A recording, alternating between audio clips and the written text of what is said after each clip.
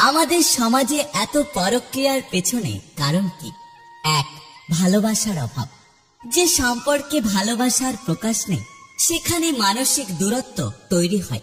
এক সময় কেউ যদি সেই শূন্য জায়গাতে কিছু উষ্ণ মনোযোগ বা ভালোবাসার অনুভব এনে দেয়, তবে মানুষ ওই মানুষটার প্রতি আকৃষ্ট হয়ে পড়ে। দুই, যোগাযোগের ঘাটতি। দাম্পত্য বা প্রেমের সম্পর্কে একে অপরের সঙ্গে খোলামেলা কথা না হলে ভুল বোঝাবুঝিগুলো বাড়ে। নিজের অনুভূতি প্রকাশ না করতে পারলে বা সঙ্গী যদি তা গ্রহণ না করে, তবে মানুষ অন্য কারো কাছে গিয়ে নিজের জায়গাটা খুঁজতে থাকে। তিন, শারীরিক চাহিদার অসন্তুষ্টি। অনেক সময় সম্পর্কের ভেতরে শারীরিক ঘনিষ্ঠতা কমে যায় বা দুজনের মধ্যে সেই জায়গায় মিল না থাকলে কেউ একজন বাইরের সম্পর্কে তা খোঁজার চেষ্টা করে। চার, অতীতের অসম্পূর্ণ অনুভব।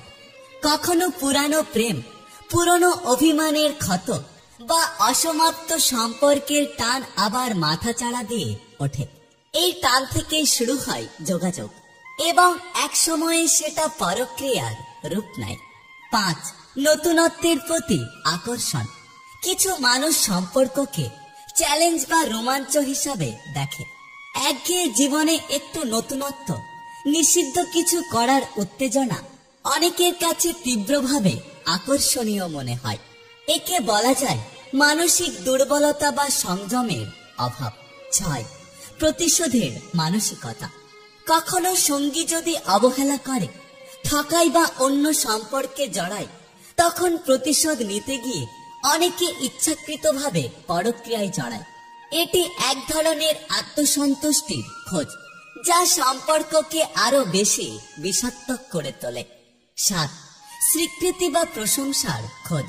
যে মানুষটাকে নিজের সম্পর্কে রূপ বা মেধা দিয়ে সবসময় দমিয়ে রাখা হয়, তখন তাকে যদি কেউ গুরুত্ব দেয় বা বাহবা দেয়, তখন ধীরে ধীরে সেই মানুষটার প্রতি দুর্বল হয়ে পড়ে এবং সম্মান পাওয়ার জায়গা থেকে পরক্রিয়া শুরু হয়।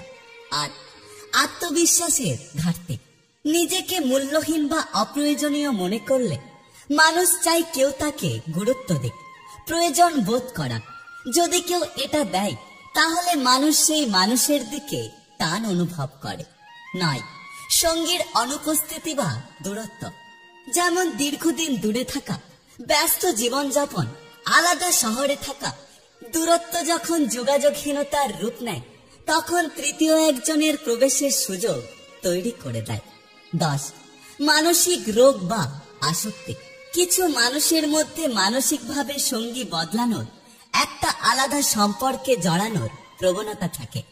এটি অনেক সময় মানুষকে একটা পরক্রিয়া সম্পর্কের দিকে নিয়ে যায়।